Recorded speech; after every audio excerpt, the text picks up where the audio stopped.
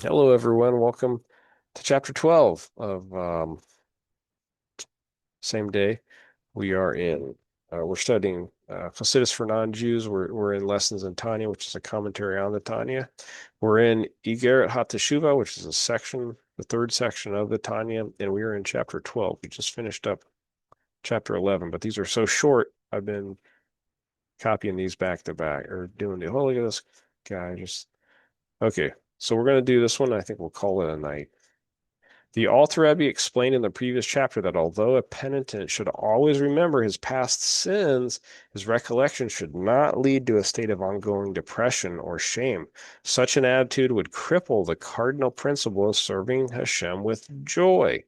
Rather, he should recall his past misdeeds from afar, insofar as they will teach him to be humble before all men. Moreover, so it's the whole concept of getting somebody's talking bad about you, they're humiliating you. You can actually take joy because you're being, one could say that they're being punished, and it's a penance for their sins. Okay. Moreover, these memories will actually enhance the joy of his divine service, for they will cause him to accept with happy equanimity all manner of pain and suffering, be it verbal or physical, whether visited upon him from above or through mortal agents.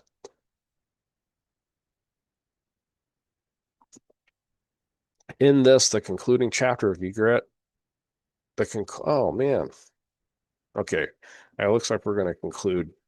We'll see. In this, the concluding chapter of Igret haTeshuvah, the Alter Rebbe explains why these afflictions cause the penitent joy. The reason for joy in the suffering of the body is that it is a great and potent favor for the sinning soul to cleanse it in this world and to spare it from being scoured in Gehenna, purgatory, the spiritual realm in which the souls are cleansed from the blemishes brought by their conduct while on earth. Hashem doesn't want anybody to suffer all for eternity and things like that. It's just that there's I said at the same time Hashem is just. So it's not even for pain, right? It's he's trying to cleanse everybody. Even the Ummah, I mean, people that are entirely selfish, eventually they will inherit a portion of the world to come as well. James, Yeah. I've heard it said that the Jews don't go to Gehenna. It's only the rest of the people, the righteous Jews. Oh, well, that probably makes sense. Yeah. But I think he said before where people in the grave, like, I forget where he's talking about it. I don't even know if it's in the Tanya. So let me just say that I'm using my own words. I could be a bit wrong here, but like if somebody eats pork, for example, that's still a because you kind of are what you eat, your body has to go through a purification process in the grave. I don't know if that's exactly what's going on here or being talked about, but like, but that goes fully in line with what you're saying. There's righteous Yisrael, right? So if a Yisrael who's righteous isn't going to be doing those things. There's also a concept too of teshuvah where maybe they did do those things, but they did teshuvah, and Hashem maybe sees them as righteous now. Like it said, and I think Isaiah, all the Israel is righteous. So details I really don't know about, honestly. Um, so yeah, it's interesting, Dixie. I appreciate you bringing that up. This is particularly true in these generations of ours, when one cannot endure all the fasts prescribed in the penances of the Arizal, as mentioned earlier in chapter 3. He mentions how the previous generations could fast for a long period of time and they were stronger. And it's harder for us. We're weaklings, I guess. Um, fast imperative for the cleansing of the soul to rescue it from the cleansing of Gehenna. Um, I'll tell you a quick story too. My grandfather, he grew up on a farm, but he was a smaller guy. Wasn't like really small, but he was small. He was an industrial engineer. He was behind a desk most of his life. That guy was still super strong in his later age, like stronger than me when I was like in my prime. Or even my dad even said the same thing. He's like, he's just super strong. He did something. He lifted something up or whatever. I don't know what. He was just solid. And he was just a little guy. It was crazy. And and I know he didn't work out. He still wasn't on the farm. I mean, he's old. He was older. He was my grandfather. So he's like, let's say 70, 75, whatever. He's been off the farm since, he went to World War II. Still basically a kid. But anyways, like they were just built different. Like there's a phrase like they just don't make them like that anymore. So I totally believe it. But James, I don't think they're built different. It's just they had to work different and they use different muscles and developed in a different way than Yeah. people do now. Yeah, I totally maybe yeah, you could be onto something. There's a theory called the evolutionary mismatch hypothesis, whereas like w w these later generations like mine, we are not doing what our Hashem designed our bodies to be doing. Like sitting in a desk all day and doing. But see, the thing is, he was behind a desk most of his life. That's why I feel like it was an innate thing, you know? But at the same time, you're right. Like they did grow up. They, like drank different milk, so to speak. Like it's just they were raised differently. And like the milk they drank really is not the milk that we drink today. And the food that they ate is not the food that we eat today. Um, and yeah. And then you have the aspect, and I don't know if you were talking about this or not, Dixie, but like, yeah, it's like you do. There's people who just use different muscles in their jobs and they're just different. And I noticed that like when I started um uh going back to plumbing um from my decades of office work doing computer programming and the like it physically changes you. Um so it's very interesting. I don't know if like it's a generational thing or if like you said if it's or maybe it's a mixture of both. I don't know, but it is very interesting. But I'll never forget. I forget what he did. He like I don't know if he grabbed my arm or I picked up something. I think it was like a chest of tools and I couldn't pick it up and he just straight up like just deadlifted it or something. And when he did it, I he grabbed my arm or something and he just put like this muscle pressure on me with his hands and his forearm. I was like, holy cow. I was like, this is just insane. And I don't know. It's just something I thought of. Just a funny story. But yeah. It was interesting, just a quick story. I had a cousin Wayne who got a brain tumor Mm, when I think a about short story. 18 or 19. Mm.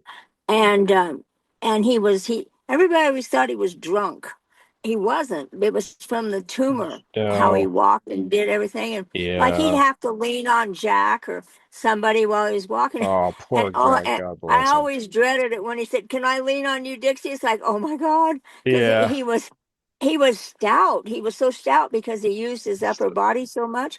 And Yeah. when he leaned on you, oh, It was like but and I would always tell him he would want to hug. Don't hug me, don't hug me, because he would hug so hard he'd take your breath away.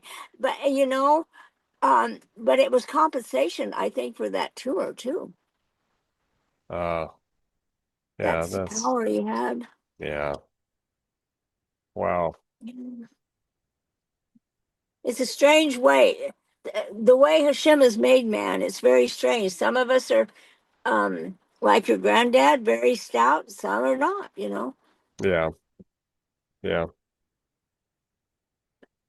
I mean, it's like Jack when he was 80. Oh, he's 81. No, he was 82. and we he was in the hospital, and they people would come in and they would think he was in his 50s. In Hmm. fact, we were in there one day, or I was in there with him one day, and this nurse comes in, and she says, she says, no, she says, this is the wrong man. She says, I have the wrong room. I have an 82-year-old man. Hmm. And I said, that's me. And he said, she couldn't believe it. And so she went out and got two of the other nurses, and she says, you're not going to believe this. Yeah. Come see. He was a young looking guy, yeah. Yeah, he never did look like he aged much. Hmm. Nope. No. But what my point was, it's how Hashem has done things, Yeah. that it doesn't mean your age or whatever. It's kind of different. It's because some people are Yeah. really strong, some people are weak. Right, right, right. Yeah. That's interesting.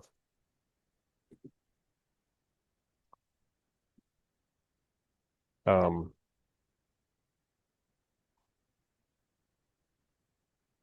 okay, so we can't endure all the fasts prescribed in the penances of the Arizal. Okay.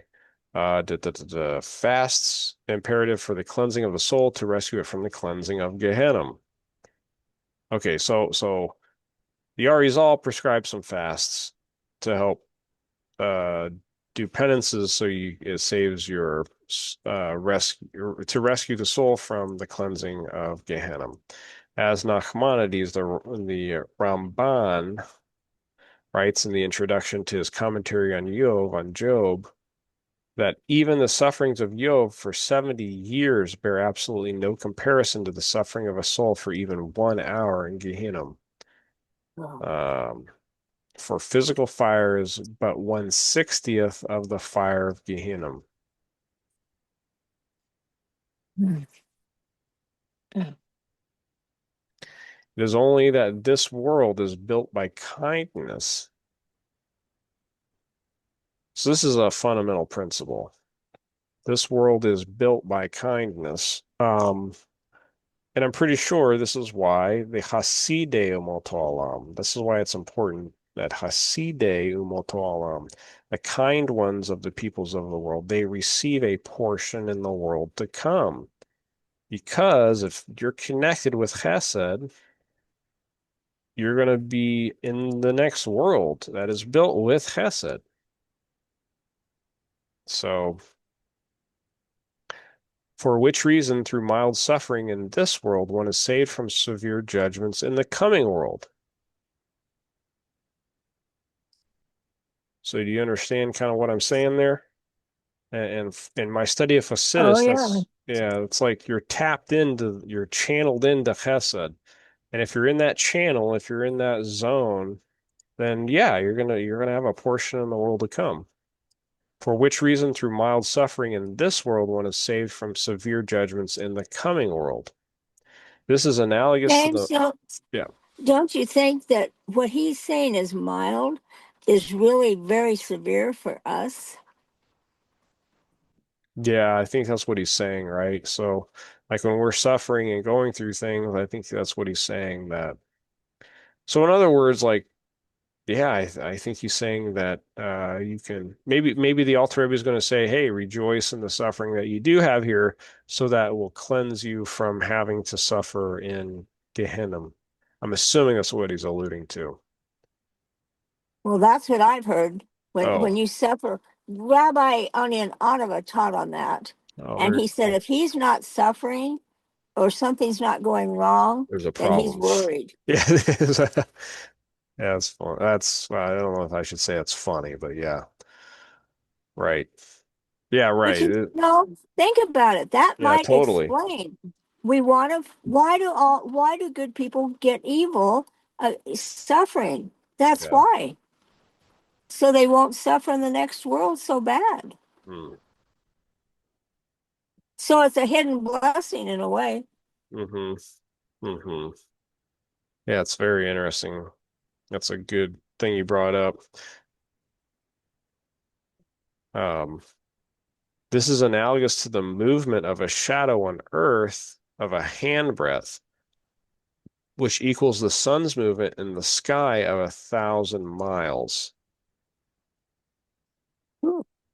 i.e., the sun's movement of thousands of miles causes a corresponding movement of but a few inches of shadow. So he's talking about the sun's movement across seemingly its movement. It's all relative, but across our sky. Infinitely more so is this true in the parallel, and the descent of the worlds from level to level, from the most exalted heights until this physical world. The analogy may be understood as follows. Any event that transpires in this world results from a parallel but far more ethereal event that previously took place in the spiritually exalted worlds. Thus, the effect of an event in this physical world is much greater in those lofty worlds. We see this in the teachings of the Zohar in the elevation of the higher worlds. As a result of the spiritual arousal initiated by man below through his offering of one fowl, a dove or pigeon, or a handful of meal in the altar. The Zohar teaches that offering but one such representative creature from the animal world, or but one such representative item from the vegetative world, elevates all the spiritual realms. Such are the effects of all the commandments requiring practical performance, as is known from the Arizal. Mitzvot performed in this world with physical objects, such as tzitzit made of wool, or the passages of the tefillin written on parchment, which is also made from animal product, set up far-reaching reverberations in the exalted spiritual worlds. So the performance of mitzvahs is a big deal. This too is our sage. This too is our sage's comment on the verse, "Sanctify yourselves, and you shall be holy." Man sanctifies himself only a little, i.e., comments the Rebbe, in quantity. Below, i.e., comments the Rebbe, in quality, and he becomes sanctified in great measure from above.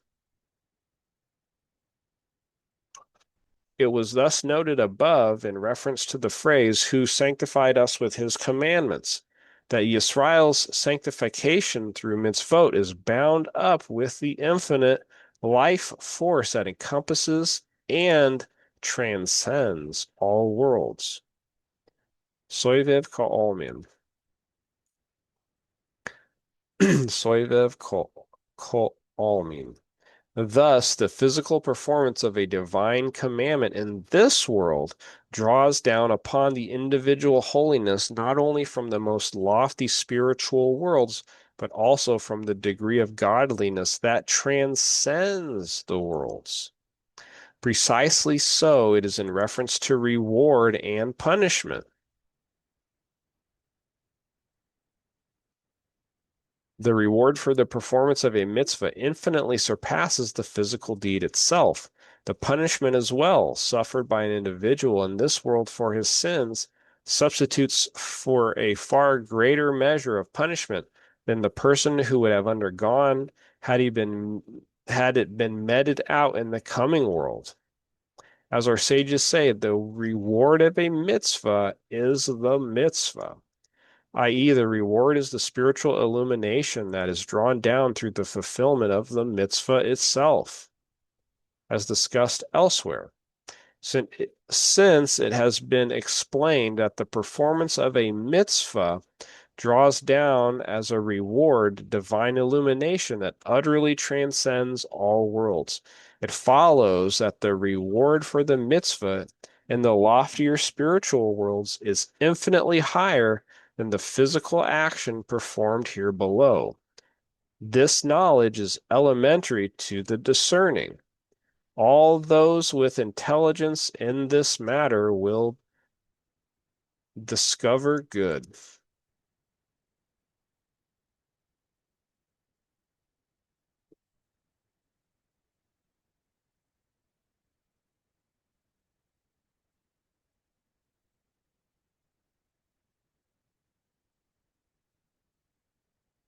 Very good. So that was chapter 11 and the end of Igret haTeshuvah.